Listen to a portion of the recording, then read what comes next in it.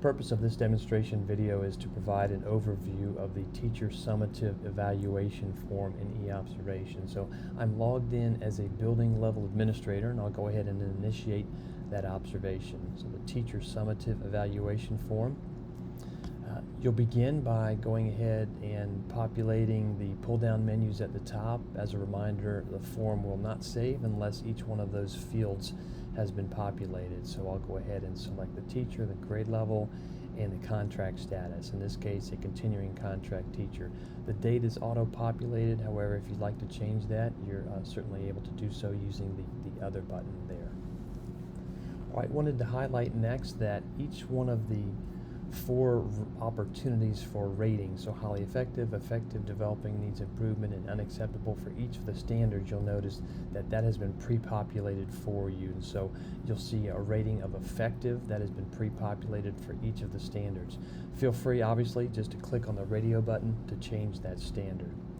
Also, in reference to the comments box, these are just about unlimited text, so you can type as much as you wanted to for each of the supporting comments or standards in the comments that would be applicable for each one. Now, for those individuals who are working in a school or district, sometimes with spotty Wi-Fi, due to the amount of time that administrators will put into generating these comments, it is advised that you would create comments in a word processing software program such as Word or Google Docs, and then simply a copy paste into eObservations. If you don't have issues with Wi-Fi or internet connectivity where you are, obviously not a problem, but just some food for thought there. All right, I'm going to scroll down. You can pause, but you all certainly have access to this form. I'm going to scroll down so you see each of the standards there. And then I want to spend some time at the bottom of the form talking about the calculations and then how the form derives at the overall summative rating for the teacher. So let me go ahead and jump down to the bottom of the form here. So 8 standards. And with this form, we've designed it in such a way that depending on the district or school division you work with, you're able to adjust the weight per standard. So for example, some districts we work with, when you look at the performance standard of student academic progress, they choose to place a higher percentage weight, more heavily weight on that particular standard. So you're able to do that. So you see here that each of the points defaults to 3. And so if I were to look at the ratings here, this would be a 4, this would be a 3, this would be a 2, this would be a 1. And I can see that change as I move the radio buttons. So for example, if I look at standard 8 here, right now it says effective points 3. If I move that to highly effective, you'll see it change to 4. And so if you want to weight each of the standards equally, it's as simple as entering the number 1.25 into each of these cells here. And you'll see that when I'm done, that at the bottom of this column, it will sum up to 10. So again, whatever you decide in your school and or district to change as far as from a weighting standpoint and make one more heavily weighted than the other, it is important that those points total up to 10.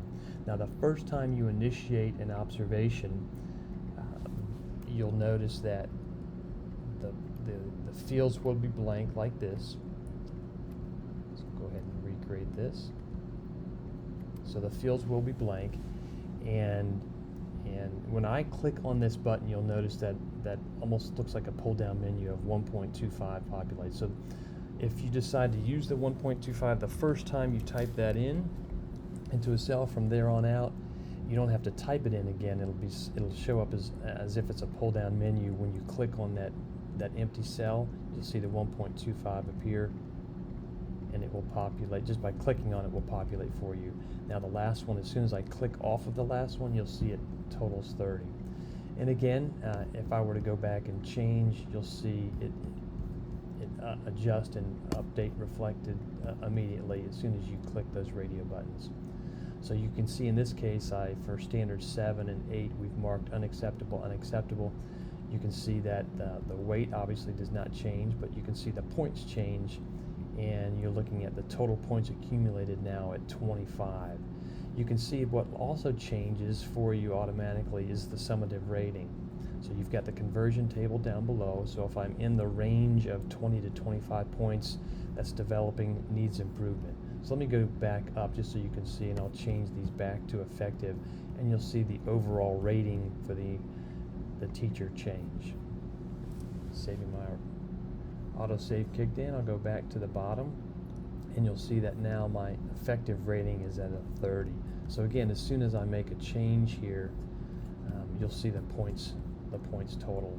Let's go to the other end of the spectrum, and we'll make a couple at the highly effective level.